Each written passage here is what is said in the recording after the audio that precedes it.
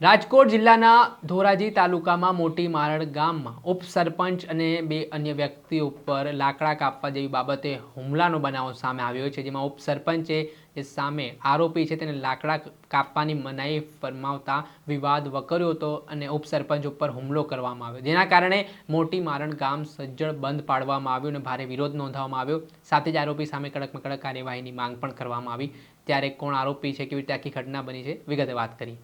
વૈષ્ણવજન તો તેને કહીએ જે પીડ પરાઈ જાનાને રે। નમસ્કાર દર્શક મિત્રો, નવજીવન ન્યૂઝમાં આપનું સ્વાગત છે। હું છું ફૈઝાન।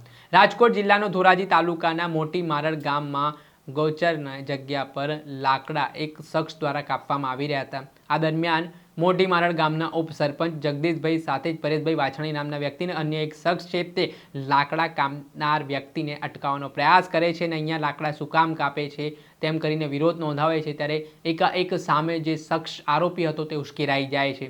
ત્યારબાદ ઉપસરપંચ જગદીશભાઈ અને પરેશ વાછાણી નામના વ્યક્તિ ઉપર તે હુમલો કરી દે છે। આ ઘટનામાં જગદીશભાઈને ઈજાઓ પહોંચતા તેમને જૂનાગઢની હોસ્પિટલ ખાતે રિફર કરવામાં આવ્યા હતા અને આના બનાવના સંદર્ભમાં જે હુમલાનો બનાવ બન્યો છે તેને લઈને ગામમાં ભારે આક્રોશ ફાટી નીકળ્યો હતો।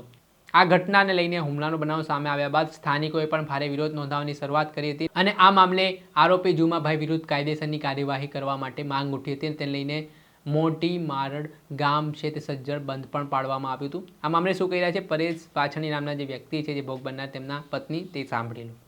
મારું નામ ચાંદનીબેન પરેશભાઈ વાછાણી છે। હું મોટી મારની વતની છું અને જે આ મારને એવું થયું ને એ પરેશભાઈ વાછાણી, પરેશભાઈ રવજીભાઈ વાછાણી એની પત્ની છું।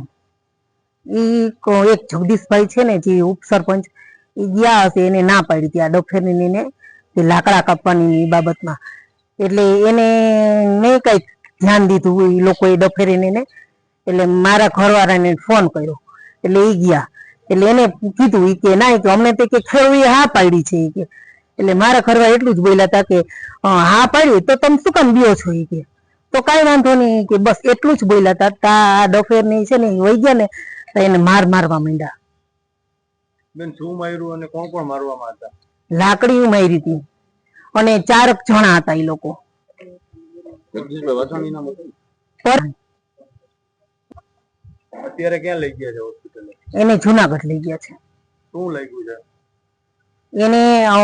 જગદીશભાઈ ને હાથે લાગ્યું છે, એને કદાચ ક્રેક થઈ ગયો છે હાથે, અને પરેશભાઈ કહી છે ને એને આંખ નીચે લાગ્યું છે, એક અહીંયા હાથમાં લાગ્યું છે, પગે લાગ્યું છે ને વાહામ લાગ્યું છે। શું માંગણી શું છે તમારી? અમારી માંગણી એટલી જ છે કે આ બધા ગામ લોકોનું સારું જ કરવા ગયા હતા એ લોકો, પણ હવે એનું કઈક નિવારો આવવો જોઈએ। હાલ આ સમગ્ર મામલાને લઈને સમગ્ર વિસ્તારમાં ખળબળાટ મચી ગયો છે। હાલ જે પરેશ વાછાણીના પત્ની છે તેમના દ્વારા કડક કાર્યવાહીની માંગ ઉઠાવી છે।